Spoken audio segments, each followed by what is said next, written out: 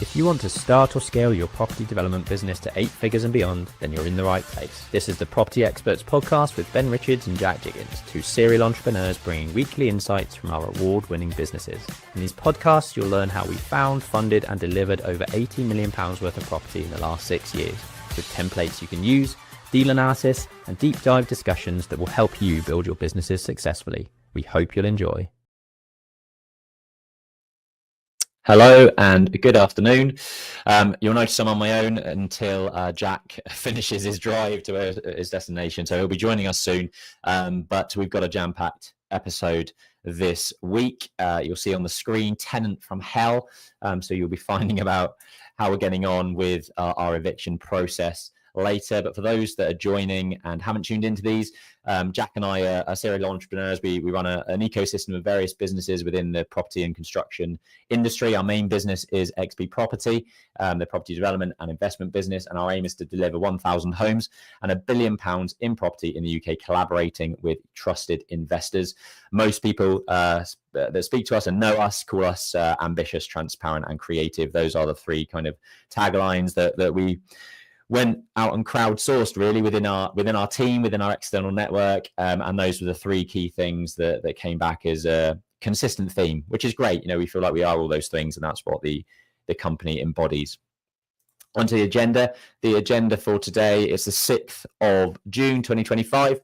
I'm going to be talking you through the game-changing piece of integration software that you can pull into your business that creates a fantastic way of managing your finances. If you're a Google Drive user, like our business is, and a XERO accounting software user, like all of our businesses are, this is absolutely game-changing for your business.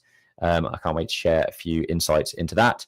We're going to be talking about some progression within our social housing portfolio. If you've been tuning into that over the last couple of years, really, and we've been building out a 8-figure social housing portfolio in South London, and we are now looking to exit that. So I'm going to be giving you an update on how that's progressing.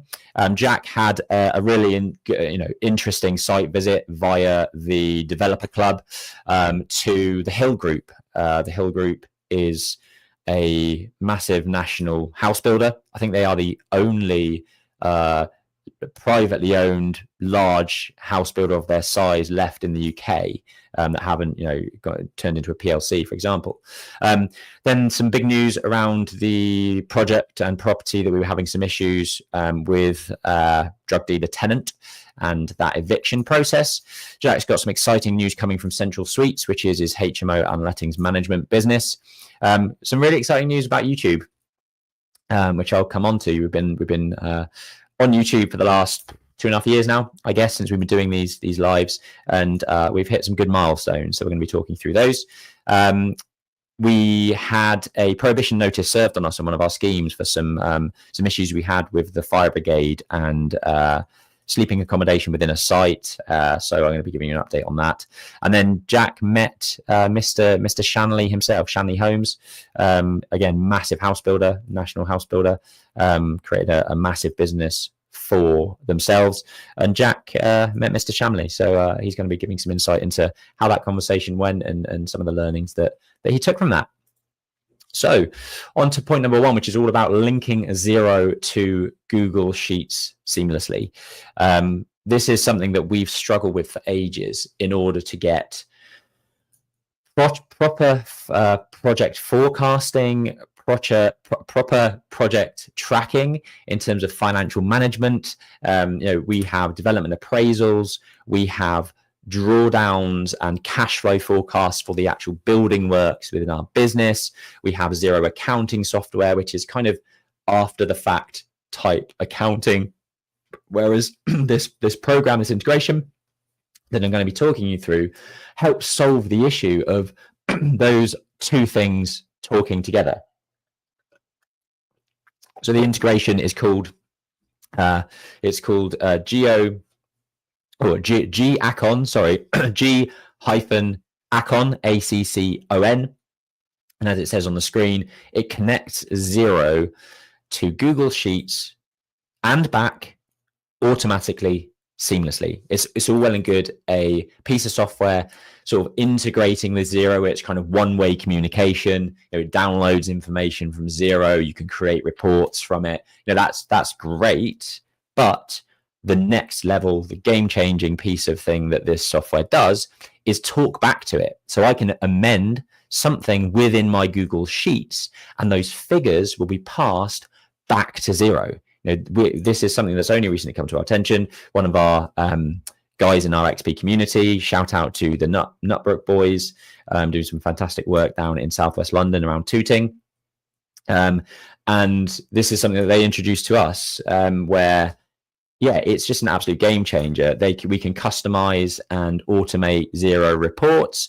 It talks both ways. It's real-time data. You can set up the back and forth to be automated, an automated data refresh. So hourly, daily, weekly, whatever you want that back and forth to do on a regular basis, it can share that information in those time frames. So, for us, this is absolutely incredible. It means that we can create our systems whereby we can have a Google Sheets project management tool where we track all of our project expenses, our project cash flow forecasting, and then automatically anything we change within that sheet updates in Xero from a budget perspective, and then we can track our actuals within Xero as costs are paid for, reconciled within Xero, and we can see that instant impact against the project cash flow forecast. So we haven't got into the full depths of this yet. Like I say, this was only introduced to us this week, so we thought we'd share it. But I'm going to have to now, they've given me a lot of work, to be fair, because I'm now going to have to figure out how best we set up all of our Google Sheets, all of the formulas that we might need to kind of input from one cash flow forecast into our total development appraisal spreadsheet, for example, and then back and forth to Xero and make sure that everything's aligned. One good thing that has happened over the last couple of months, and maybe Christina in the show notes, we can put the episode where I talk about the Xero coding that we've been going through. So we have luckily kind of recently set up this our Google Sheets development appraisal with various codings, A01, C03, D04, aligning with our Xero coding, so that again it makes it a lot easier for us to, in fact, I will go into this right now and hopefully show you what that means. That's the wrong one. So for example, the purchase profile of the purchase coding. So pre-purchase costs are an A. So you've got the design feasibilities, any building surveys, valuations that you do would come under a coding for A, and all these pull through to Xero. Purchase costs are a B. So your purchase price is B01. You've got bank monitoring surveyor initial report would be B08. So as costs come in and are paid for and reconciled in Xero, they're reconciled against these codings, so that every project that we do, we can compare, well, why did we spend 5% on a planning consultant on this project and 10% on the planning consultant on this project? What's the big difference? Why have we can be able to see across all of our projects and get an average blend of where we think we should be, so that if a certain consultant comes in higher than expected, we can baseline that cost and see visibly across the projects that we're working on where they should be, for example, what level they should be coming in at. All of that feeds back into this G-Acon, and then it will integrate between the Xero and the Google Sheets, and we will have a much more robust financial management and financial control within our business. So yeah, if you haven't looked at this yet, do check it out. G-Acon, connect Xero to Google Sheets. And if you're not using Xero in any of your businesses, why not? I've got a good surprise for you, or a super bonus for you, in that we have a Xero referral bonus code. So you can get 90% off your first 6 months using the referral link, which will be down in the description down below. It's on screen. It's a bit.ly link on screen as well. for those that are watching, but it will be down in the description. So do click that and get your 6 months 90% off with XERO. It is absolutely incredible software. There's an app on your phone where you can track everything that you need to within your businesses, and you can run off as many reports as you possibly want and customize them as much as you possibly want. And it's just a very, very clean user interface, very, very efficient way of managing the finances within your business. Cool. On to point number 2. So progression with our social housing portfolio. This is something we've been building over the last 4 years. We actually built out 143, I think it was 143, bedsit type rooms across about 14, 15 assets, some of which are fully in our ownership. Some of them are within, a JV structure, and some of them we just project manage the delivery of it. And our partners have now, gone off and, they own the asset and they're doing their own thing with it. But for the portfolio that we have maintained, that we've built and held, we're looking to sell that portfolio. It's all generally based around the Croydon area in South London. The total rent roll is just under £1 million a year. We are very hopeful that in the autumn budget, the government will announce an increase to the LHA, which was frozen this year. So it's already well below the private rental, rate of increase from a rental perspective, falling well short of that. And there's a lot of pressure from, landlords like us, pension funds and people that operate in the supported living space and the, universal credit space to increase the level of LHA, because it is well below the private rental market. If you're a family office, if you're a fund, if you're looking to plug in a income stream into your portfolio, and you're sitting on circa £16 million worth of cash, we'd love to speak to you.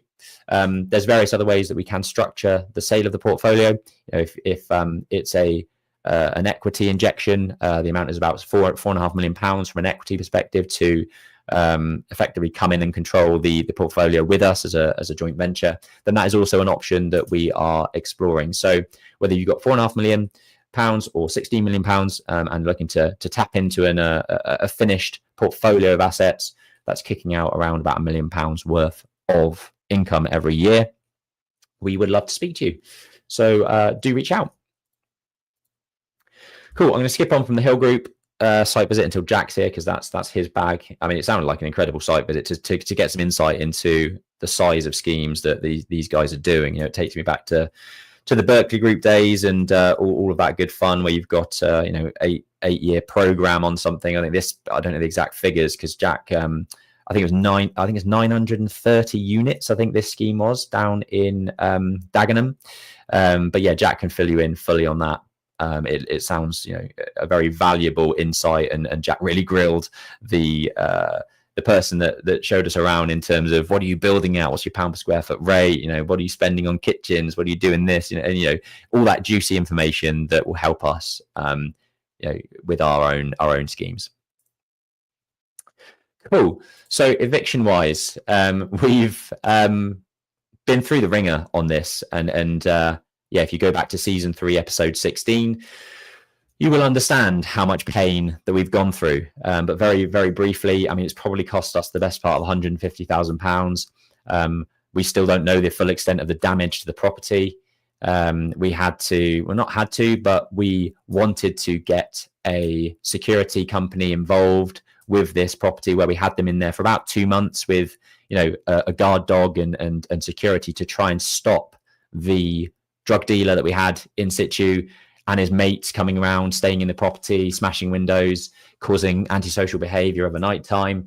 And it's been a real shit show trying to get him out. Basically, he's caused a lot of issues to some of the other tenants that we had in situ at the time. That's why we had the security guards, because we just, we felt, from a safety perspective, we wanted them in to make sure that the other tenants at the time were safe until they found a new place to move to and get away from this horrible human being. So the update on the hi Jack. Hi everyone, how are we doing? Sorry, I'm a little bit late.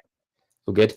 The update on this eviction process is that we've served the relevant notices to the courts. The time frame that is needed by the courts to respond has elapsed. Thankfully, we've got the court documents that say everything's been signed off from our perspective. The documentation that we've submitted is accurate and acceptable. It's a Section 21 notice, which is basically a no-fault eviction. We could have gone down a Section 8 route, which was more about breach of contract, because if you were looking at the contract and the lease that was signed up to by this guy, almost every line item and clause within the contract was breached. Antisocial behavior, smoking, causing damage to the property, causing just everything basically. Lack of payment. Everything was in there. Breached almost everything. But it was easier to go down the Section 21 no fault eviction route. We've gone through that route. We've got the court notice to say that the tenant's been given 14 days to raise a defence. If a defence isn't raised within those 14 days, then the courts will serve the paper to evict the tenant. You'd think that might be it, but fundamentally that means that if the tenant hasn't moved out within 14 days thereafter, we can then call in the bailiffs. And what I'm understanding at the moment is that the court process was actually pretty fast. I got to be honest. I was expecting a lot longer, but now that we've got the sort of final seal of approval, the issue that we're now facing, and a lot of people that are trying to evict people are facing, are that the bailiffs are so overrun. To find a bailiff, that is able to come in and do what you need them to do within, less than a 6-week period, is almost impossible. So that's now our sticking point, our stumbling block. We've got the papers. And now we're waiting to arrange for bailiffs to come in and get the tenants out. That being said, if they've already left within the time frame, then ultimately, the job is done. They've left, and we can take possession again. So,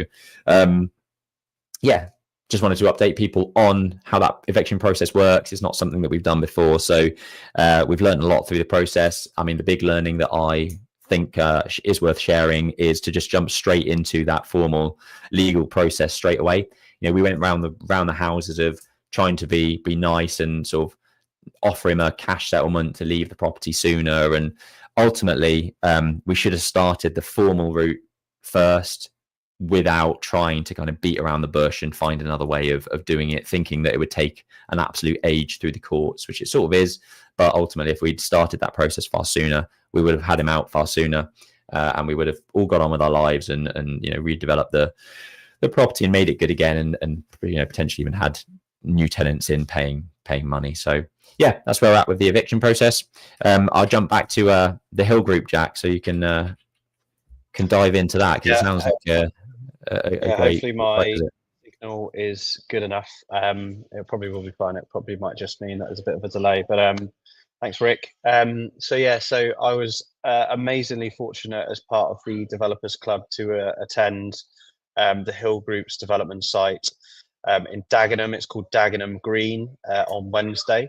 And essentially, I was in the Developers Club in one of the board groups, and actually one of my main level of feedback was that we should make hopefully less frequently and not necessarily once a month, but also go to sites that essentially where we're looking at developers' sites that are massive and a lot larger of what we're doing, so we can learn off them in terms of scale, etc. So their Dagenham Green site is actually a joint venture with Peabody. So the site was originally a Ford garage where they actually built 11 million cars and vans on that particular site, 45 acres. So pretty much any Ford on the road that you probably see pre-1995 was probably built directly out of that plant in Dagenham, which is crazy how many vehicles they knocked out of there. Peabody bought it. They're a massive affordable housing association. And I would hate to think what they bought it for. They didn't actually divulge that price because it was kind of like pre their agreement. Then Peabody went out to the open market to partner with a private developer and landed with the Hill Group. The Hill Group are a privately owned, independently run. The founder still runs the business. One of his sons gave us the tour, but they're a company of 900 employees. This particular site is 970 units, and that makes up they're delivering about 10,000 units across the board of all of their sites. They're a massive developer, self-funded, so huge. Like the direct application, developers that we want to be walking around their sites and asking questions. And the beauty of it is we got to they had a big show office, and they showed us all the show units and how they sell units. They, on the whole site, I think there's something like 25 towers that they're bringing out of the ground. When we were there, we could actually see about 4 of the towers coming out of the ground. One of them was already at 18 stories. And if anyone goes into my Instagram and looks at me zoom out from a machine, you really see how tall 18 stories is. And it was actually really scary because we didn't go up internally in a lift. We actually got the service lift on the external of the scaffolding up 18 stories. And I don't know if anyone is scared of heights, but I'm not really that bothered so much by heights. But when you're 18 stories up, and it was really windy as well, and you're on this rickety service list, which is only attached to scaffolding, which is obviously a non-permanent fixture of a building. 18 stories feels bloody high. Yeah, you could see there was a few people that were doing the tour that said, if you don't like heights, face this way, and if you don't mind heights, face this way. And it just did make me laugh that it was quite, I wouldn't be surprised. There was only a group of probably 10 of us, but I wouldn't be surprised if a lot of people wouldn't actually be able to do it. But anyway, we went to the top of the 18-story unit, walked around the whole site. Amazing how much like precast concrete is going in on site. That's quite alien to me because I see myself as realistically a domestic developer from childhood. And when you're looking at things where there isn't really any timber on site until you get to door frames or it's literally concrete track. They've actually built their own service pods. So what they do is they manufacture almost like you'd call it the airing cupboard, where they've got all of their services. So the electricity consumer board, the boiler, all the underfloor heating mounts and every manifold, and they've got all of their service in a little box that they bring to site, put it in place, and then they've got all the services running out on top of that. So that's one cool efficiency thing that they do, and they actually build it off site. And in that off-site plant, they're also building bathroom pods, which I know the Berkeley Group do, and a lot of national home builders, which is basically a big square box that's about 3 meters by 2 meters. It's completely finished internally, almost down to lighting details, mastic. So it's completely done, and then that gets delivered to site as well. So something crazy like 1,500 bathroom pods going in on that site in total. So you can see how they get the economies of scale there for that, and they build it themselves, which is crazy. But now more into like the numbers, which I think you guys might find really interesting, and probably the part that I found most interesting. So we were fortunate that we actually had Greg Hill, who's the owner's son, taking us around. I feel like his sons were very well educated. I think one of them's an Oxford grad, and the other, went and did a degree in probably something to do with construction.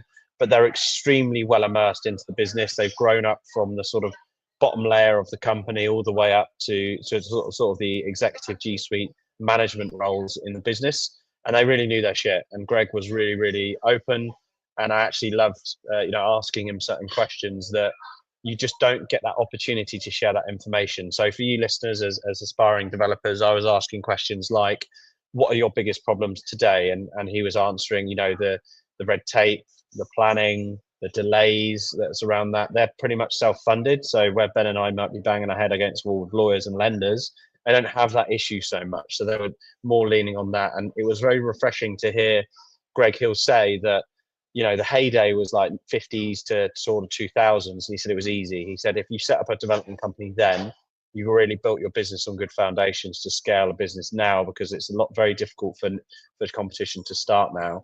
He then said about 8 years plus ago, it became a little bit more difficult after the credit crunch. And he said, now it's almost near impossible to do our jobs and do what we do well. And that's rising costs, further delays, all the red tape that's around ecology, land makeup, ground contamination, and all these things. And it's just making our lives easier, which is refreshing, because they're at the top of their game. They don't need any external help, but they're still complaining about it. We just think that us much smaller SMEs, we've got 9 members of staff in our development company. They've got 900, and they're still moaning about it. So it must be a problem.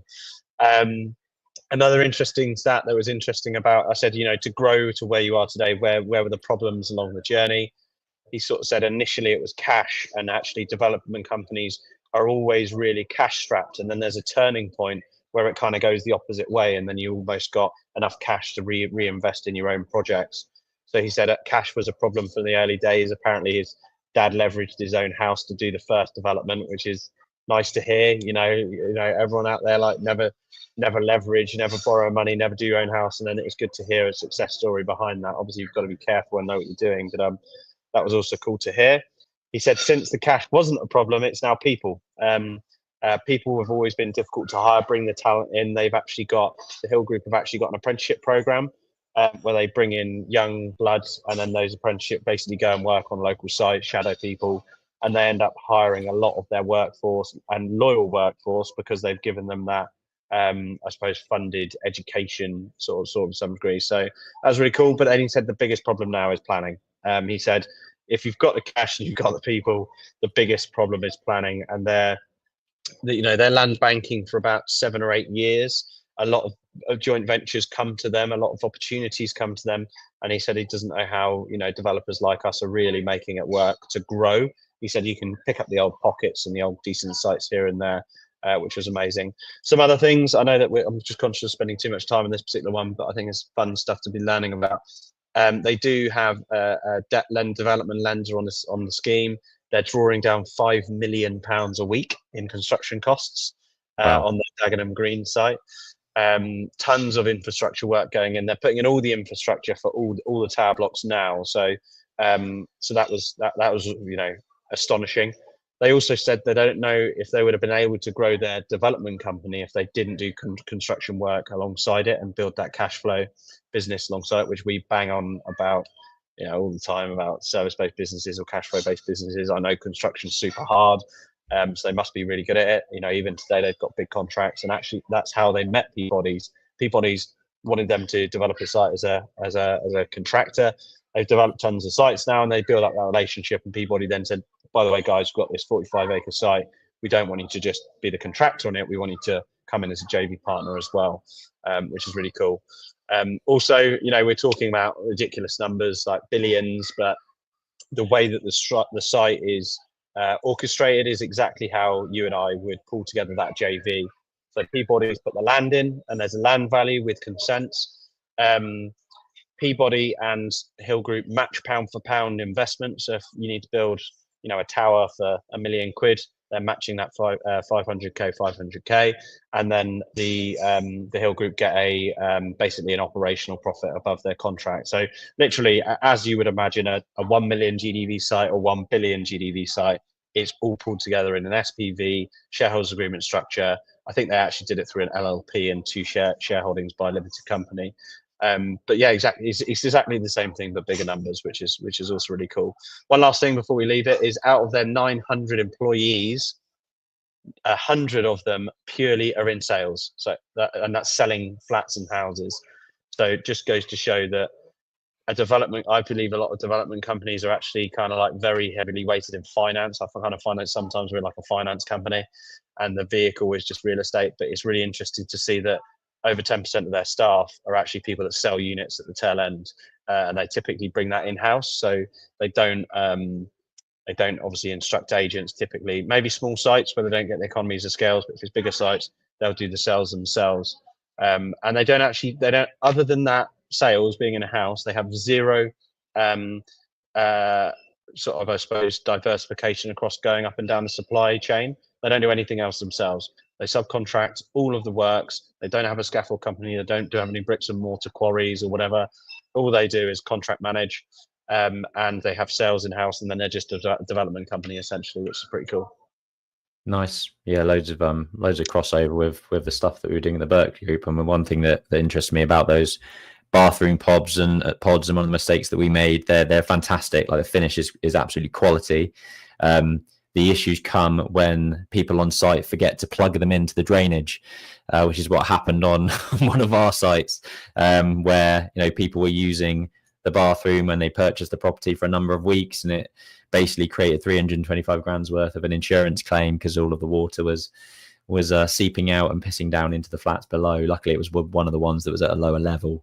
Yeah, I'm sure they've got their checks in place to make sure that everything is connected up as it should be. But yeah, those pods are incredible, and it's something, that utility cover that you were talking about. That was something that what would have been now 10 years ago we were looking at with the Berkeley group to try and see how we could make a utility cupboard plug and play, built off site, craned in, pushed into place, and then everything just sort of connected up. And I don't know if you took any photos, Jack, but I'd be keen to see how they did that in the end, and how sort of things are done on this big scale with those. Sorry everyone, I've been traveling up north, but I do actually have photos of it, so I will anyone ping me a message if you would like to see them, but you might actually be able to make it out a little bit from the basic. Oh god, basically that's the pod.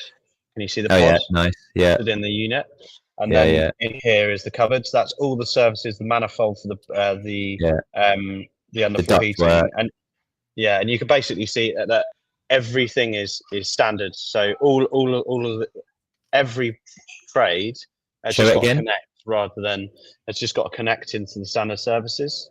Yeah, so I can see all the ducts are just poking out the top. So all of the rigid and flexi ducts would just come in, connect into that MVHR system.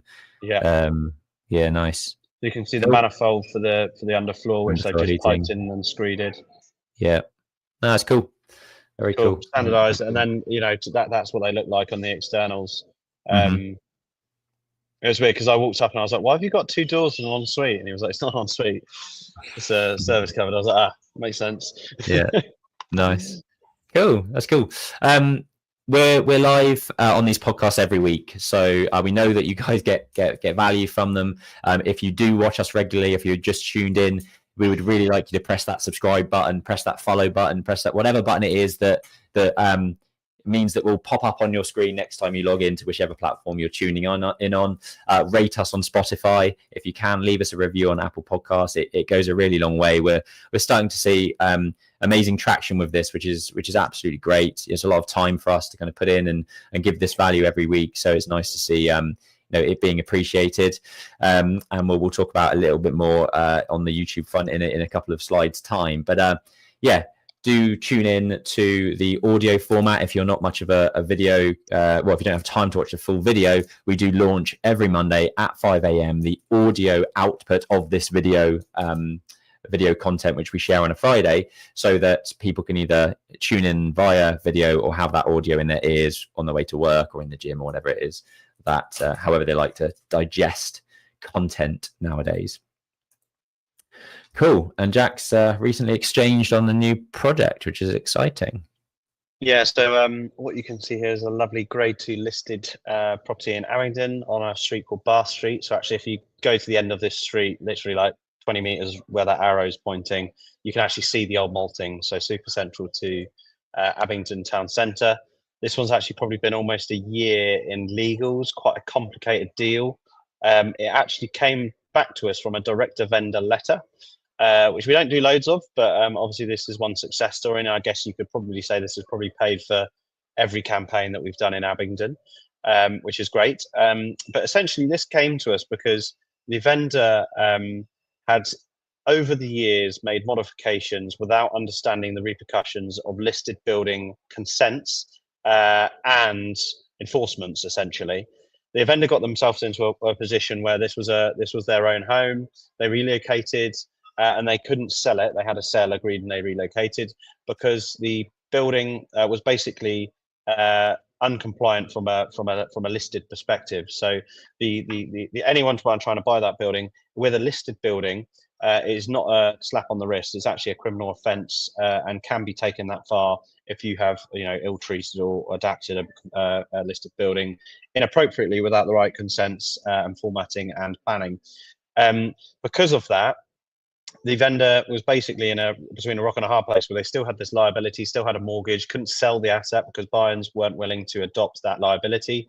With a listed building, if you buy the listed building, you adopt that liability. So it's not with the person that did the action, it's with the person that owns the asset. That's a really, really key thing to remember when looking at listed buildings. So essentially they're stuck. They don't have the skills, they don't have the funds to put it all right.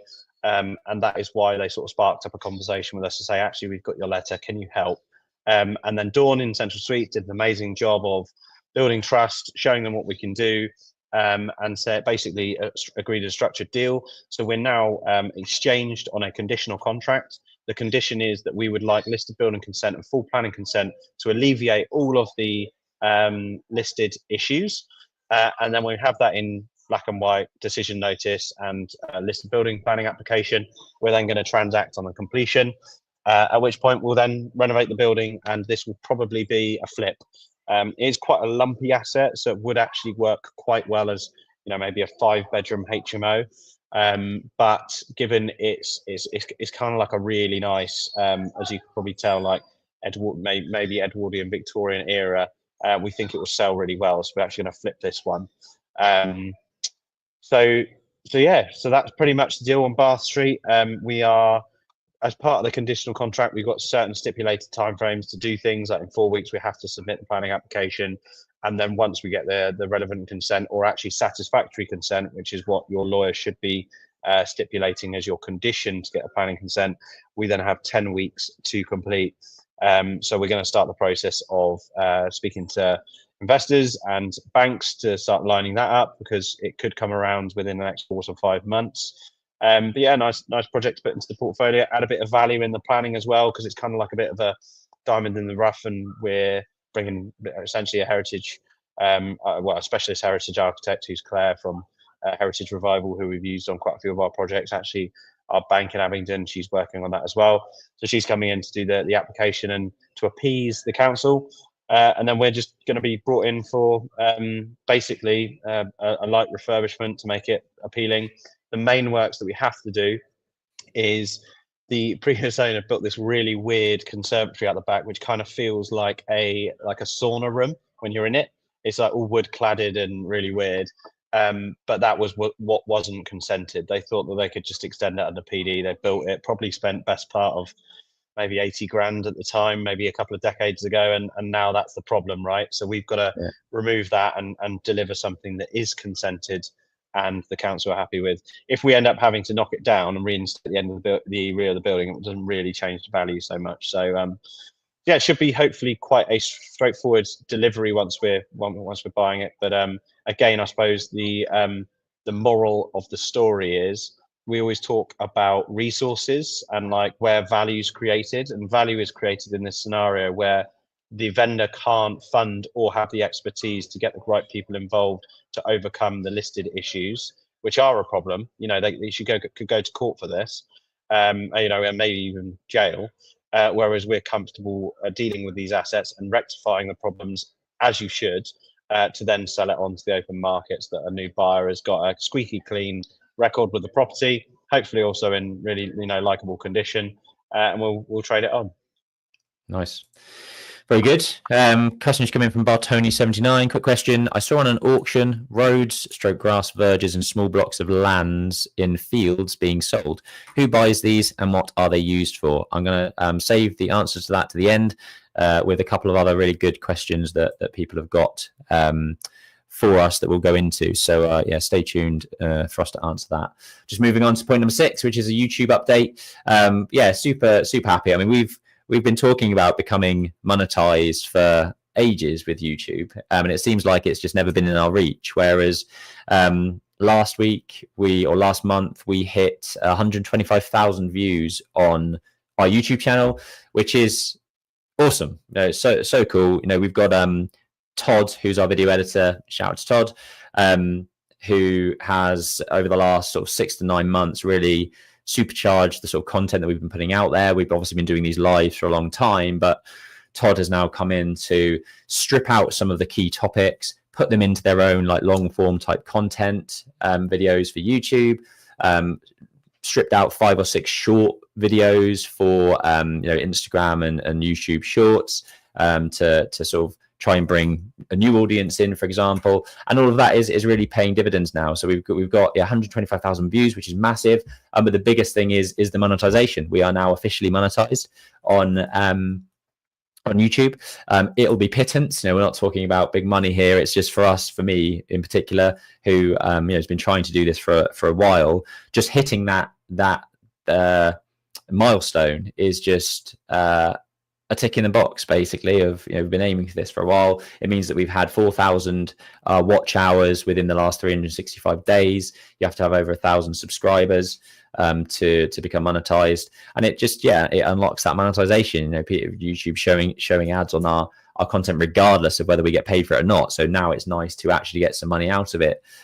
It will be negligible, and let's say in 3 months time we'll give you an update of how much money we've actually made. It's probably going to be like 50 quid or something ridiculous, but it's 50 quid that we wouldn't have had before, and we'd be doing the videos anyway. So it's it helps to kind of pay towards the the production, the lighting, the video editing, all that sort of stuff. So if you can subscribe down below, we would be very appreciative. And if you could just share it with one person that that might get value from this this type of content, then please do. Cool. If you tuned in, I think probably would have been back in November time, September, October, actually, last year. So we're now sort of 6 months on from it, and it's been hanging over our heads my head really for the last 6 to 9 months. We finished our phase 1 scheme on Tame. I was actually walking around with our solicitor, sort of showing them around and starting to get set up for the sales process by giving them an insight into the project. And we were back around sort of walking around the back of the site, and came through a gate to basically about 20 police officers and fire and immigration officers, 2 people from the fire brigade, health and safety executives, and I was like, what the fuck is going on here? Quite shook up by it, to be fair. He's asking me to sign, are you the owner of the building? Are you the responsible person for this site? And I'm like, well, yeah, I am. I own it as part of XP8 and all that sort of stuff, and signed documents and felt quite pushed into that type of thing where they wanted to go in and have a look, basically. And what it turned out to be the case is that we had a contractor on board. They'd subcontracted out to some of their contacts, and we'd agreed for them to stay in one of the derelict office units. For us, it was site security. It was making things cheaper for us from a construction perspective. The guys were on site from 8 till 7 and putting in a massive shift to deliver the scheme, as fast as they could. But ultimately, it wasn't quite derelict though. What? The office space. Oh, the office derelict space is like a castle where half of it's missing. Well, it was empty. That's close enough. That's derelict. Yeah, empty. It's empty, and we had a few of those contractors staying on site. And ultimately, what happened is there was a disgruntled contractor that dobbed some of the guys in because they were actually over here without the relevant papers from an immigration perspective. Obviously, this is our contractor's subcontractor, so nothing to do really with us directly. But they had to get sent home. They were there without the proper work permits, and it's been a real issue because the biggest thing that came out of it was the fire brigade basically picked up on the fact that the contractors had wedged fire doors open, removed fire sounders. There were faults on the fire detection system. So ultimately, if there was a fire, what they were saying is that it was unsafe and it was a hazard to life and all this sort of stuff. So they put a prohibition notice on Unit 5. And we've had to go through various issues of providing information and documentation to show that we've been responsible in that process. They wanted me to come in for a voluntary interview, which we didn't do. The advice again from the solicitor was don't go in for that interview. It's voluntary. You don't need to do it. If they want to request information and we can pull something together with a written response, then that is absolutely the best way to go, because they'll just try and tie you up in knots in a physical one-to-one interview. So yesterday we had the letter saying that they won't be taking things any further. We've provided the relevant information. There's no benefit to society to take it forward. Obviously, there's costs involved with prosecution and things like that. So it's not in the interest of the public to be taking things anything further. So a bit of a weight off our shoulders. And lesson learned. These are the types of things that you come across in business, challenges to overcome, and some of the risks that you do face. But glad to see the back of it. It's effectively a warning to a certain degree. If there is anything else that happens on one of our sites where the fire brigade are called in, then obviously they'll look at this and it's going to go, going to be harder against us if there's something else that happens. But yeah, happy to get it over the line, happy to get it behind us now, move on. Nothing to worry about anymore, and we crack on. Anyone would say you're walking on fire now, Ben. Yes, if people have been tuning into my Instagram, you would have seen that I did do a fire walk last night. Ben's went on a hippie retreat yesterday, and he's there. I did. We were fist pumping and walking on fire. No, it was a charity event where they put on a fire walk. We actually raised over £100,000 within the property entrepreneur community, and had a barbecue last night with a bit of a celebration awards dinner, and part of it was, if you fancy walking on fire, give it a go and crack on. So I did. I was massively underwhelmed, if I'm completely honest. It didn't really hurt at all or feel anything, so just ended up with soggy feet at the end. But there you go. Shanley Finance. Shanley. So anyone that knows Shanley, well, actually, I'll give a bit of an introduction. So Shanley is a massive, I suppose, developer that's actually based not far from me. Their head office is now in Beaconsfield, but the boss man, Michael Shanley, the founder, himself lives really near Henley. He actually lives in Hurley, so just down the road from where we live.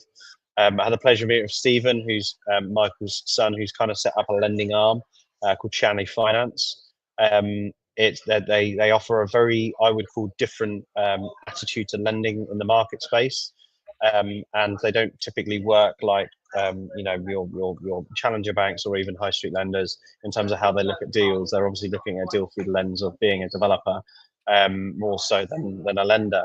But anyway, I had the amazing opportunity to meet the boss man himself, which was Michael, in his HQ in the week.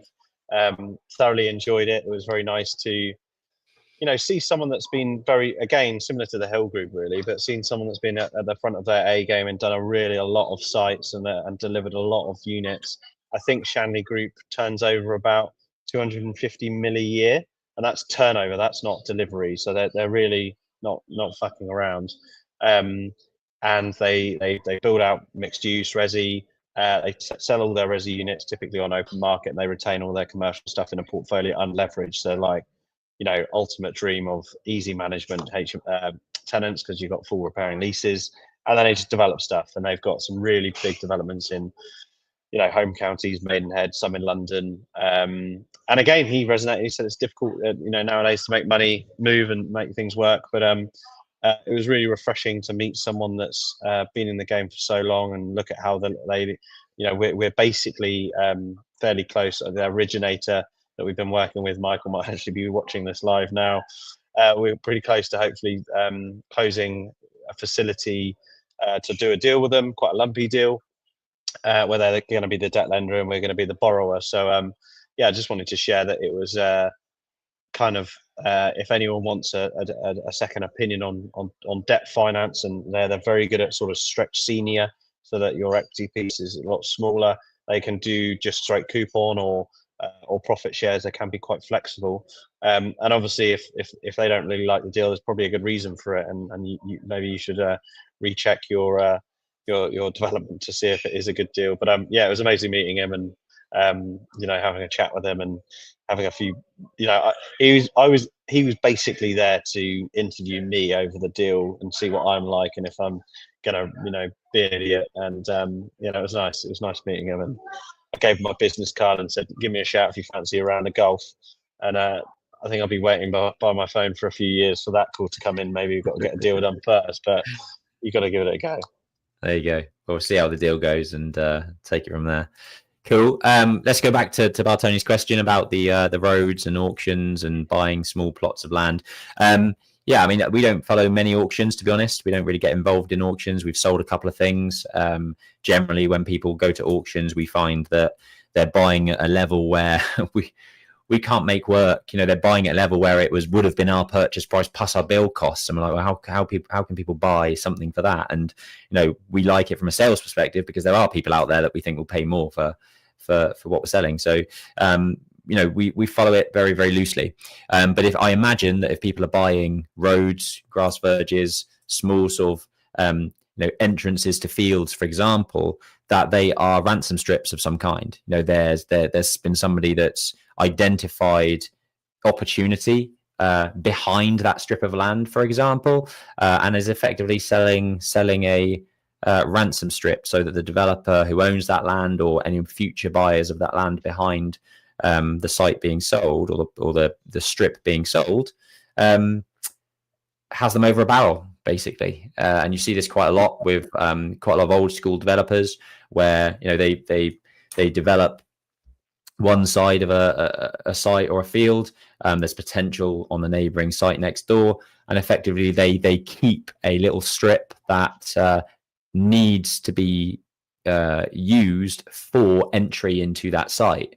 So they keep it in their back pocket, so that if anyone does reach out, say, look, you've got this strip, we need your strip to access our land for development. How much do you want for it? That type of thing. So Jack, I don't know if you've got any other thoughts on it. Yeah, so a lot of so across the whole of the UK, and if you bought any site, you will often notice that a lot of your site might be surrounded by highways ownership, which is basically the council, that's basically then the government. And they often, if you've got like an estate that's been built 60 years ago and there's a slither of land, and maybe one of the homeowners goes, actually, I could probably put another car parking space there and use it, or I could extend my garden brick wall so I get another 3 meters around my garden. They would then contact the council and say, I've seen you own this land. The council then can actually legally not sell anything direct without going on open market. So a lot of those pockets of land is actually just council owned, where they've typically been prompted that there's value in it, and then they have to go via a on-market route. The best on-market route for them is just to put it in an auction, because if it goes to 3 grand or 30 grand, they don't really care, because the land is typically not of great use anyway. So that's a typical example of why you'd see sites that are just roads, or it's just basically highways realizing that there's potentially value in it today. What I would say though is, have you ever seen those big maps of a field and then like one little box in the middle where it's like, buy this plot for 30 grand? Never buy anything like that. That's just fragmentation marketing, where you take a field that's worth 100 grand and sell loads of little bits for 12 grand because it sounds cheap, but in actual fact it's going to be worth fuck all, and you've got loads of people around you that are also doing the silly mistake as well. Nice. Cool. Thanks for the comment, Bartoni. On to some of the other Q&A stuff that we've had come in since our last session, or we didn't have time to answer in the last one. Sash Windows, Cambridge company, thanks for always tuning in. We know you guys are a regular. And you've asked, if an AI bot can soon buy, build and manage a portfolio, surely that will provide much more supply and reduce price. Like funds surely will deploy this, and the cost of real estate will go down. I mean, AI can be fantastic for data aggregation and pulling together appraisals and streamlining processes and systems. Are they going to be able to build the assets? I still think there's going to be, we're a long way off having Tesla robots that come in and plaster walls, and that's a long way off. I think certainly the sales process can be streamlined significantly. The legal process can be streamlined massively with things like smart contracts and AI agents doing a lot of that heavy work to process documentation and legal work. It depends how fast still the properties can be built. From a supply and demand perspective, we're still way short of where we need to be. And yes, AI is going to speed up the process from a practical perspective, but the government will always do what they can to speed up or slow down, depending on what's needed in the economy, in the economy.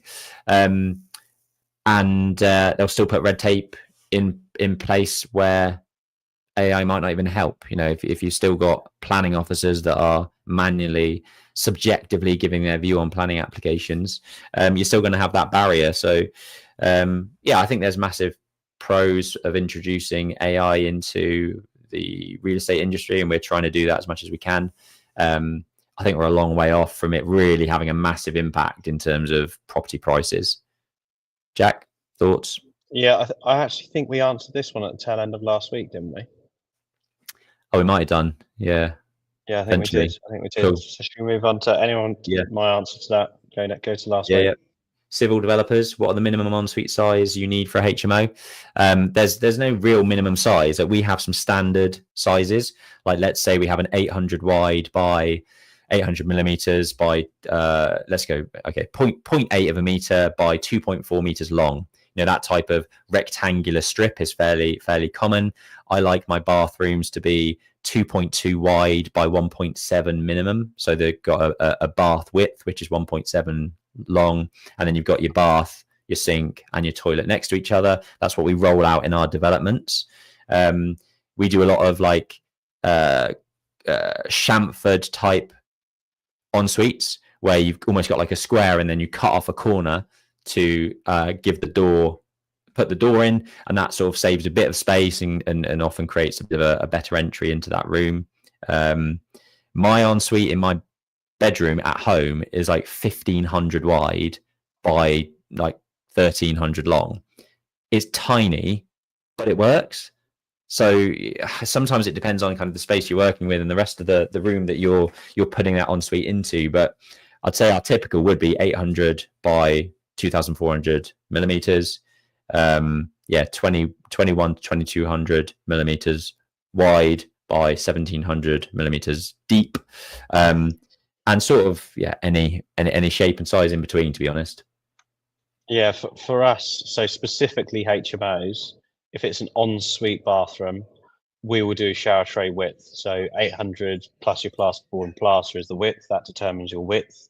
And then length, you only need to put a shower tray on the right-hand side or left-hand side, toilet in the opposite side, and then sink behind the door. We always fit a smaller door on an ensuite, 2'3" door rather than 2'6" door. So realistically, we've probably got ensuites that are, marginally over 2.25 meters squared, and I think that's enough for a single person. That would be big, from like a square meter perspective. Like if you think of you can get away with a bit smaller than that, but there's technically no minimum ensuite size for the most part. If that's what you're angling at in terms of what is the absolute minimum. It's kind of what practically works, basically. How do you raise equity in HMO deals? No differently to how we raise it in developments, really. If a deal stacks, and you should be able to sell it. What's the sort of general IRR that people generally ask for? I think this question's more targeted around, if you buy, build and sell a development, it's very clean and you can sort of split the assets, and equally if it's a block of flats that might be similar. But I think this question is, so Central Suites has built a HMO portfolio, and when we built the HMO portfolio, we brought loans in from investors and we keep all the equity and we pay them back their money and the interest. We also have a product called a portfolio builder, whereas they come in as the equity partner, exactly the same as a development, and then they retain half the asset with you. So that's typically how we raise it. And as Ben said, build an investment deck, get it out the same way, and that's how we do it. Nice. Peter, thanks as always for your question. Been to a few AI events for sourcing properties, but they tend to be more about data aggregation than AI. I wonder when more autonomous AI will exist to search, analyze, and negotiate properties. I mean, to be honest, I think a lot of that is already starting. We had a really good presentation yesterday about a AI product called N8N.io. It's basically an AI workflow agent. You can integrate your Asana boards, your Google, your WhatsApps. Basically the example that they gave on screen yesterday was about a sales funnel. So somebody inquires via your website, it sends a WhatsApp to you or your AI bot. Your AI bot can basically field questions by taking the question, asking ChatGPT to give it a useful answer, basically pinging that back to WhatsApp. And then you start having a conversation, or the AI bot starts having a conversation with the user. And the more data it gives and the more like loops that it goes through, it's sort of building a database and an avatar for the type of person that's being spoken to.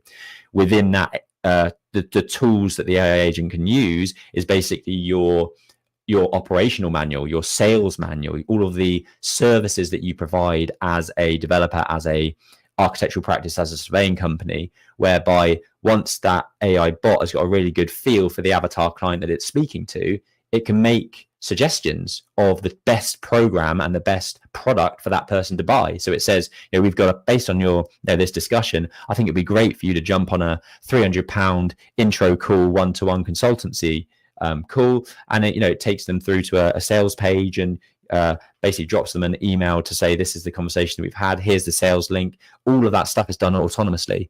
And when you're on WhatsApp talking to the AI agent, you think you're speaking to a person, because it's that good. How that integrates into the property industry is like, from a sales perspective, from a negotiation perspective, all of these tools are fantastic for streamlining the process, automating the process, doing what might take you a day to do. You could do 50 of the same thing. You could reach out to and have conversations with 50 different owners of a property. They could think that they're speaking directly to you, and it's just this AI bot that's been trained on all of your operations and how you the packages that you offer and how you work as a business and all that sort of stuff. So I think there's just untapped opportunity with AI agents like that. Any thoughts, Jack? No, I think you covered it. Cool. There is another question. Assisted living has asked a question here. Yeah, I'm gonna bring that one up on the screen. So Stephen, thanks very much. Great to meet you as well. Great to meet you both today. Carrying on from the AI conversation, what tools do we use, or do you think the property market needs? I've just spoken about one of them. We use ChatGPT. If you tune back into last week's episode, I talked about Replit, which is a AI app and program building software. So effectively, we built an XP Surveys client portal and surveyor portal, or I built it using Replit by just telling it what I want. And it goes away and it's built a whole freelancer marketplace and client login, and the ability for us to track all of our projects and integrate with Asana, integrate with our CRM platform, and all of that is done via an AI agent. So that's another tool that we've been using. I know that a few people use Fixer, which is FYXER. That's an email drafting software, AI software. What else do we use? I use AI integrated with like social media platforms to rewrite content. So if you type something up and then it rewrites it for you. Yep. I literally use AI for everything. The other day, an agent asked me what the size of a floor plan was, and I just uploaded a scale floor plan to ChatGPT and asked it to scale it for me and tell me the meters squared. So it's literally like, we run a surveying business, and I could easily get someone to tell me what that is, but it's just quicker to do it on AI. Yeah. Amazing. As much as possible. Cool. We're going to give it the rest there. We're already, just over an hour into this. There are a couple more questions that have come in that we can touch on next week. So make sure you stay tuned to learn about SIL with the grey belt kind of scenario, and another question around what yields we're looking for from a HMO perspective. And if you've got more questions from this week, then drop them down below, because it's your opportunity to ask us anything, and get free advice from us, who are genuinely award-winning developers. We run numerous businesses. We've been doing this for a long time. I can see that Michael from Shanley has been tuning in. Cheers, Michael. Hopefully get that deal done very soon. We will see you all next week. Similar time. We might be moving it forward to 4:30 on a Friday, and I still need to verify that with Jack. But it's great to be sharing this information every week. There's lots that happens in our various businesses, lots of ups and downs, trials and tribulations, and we know that people can get value from our learnings. So share it with whoever you think might get value from it. And until next week, have a great weekend. Speak to you later. Bye. Bye. Bye. Cool.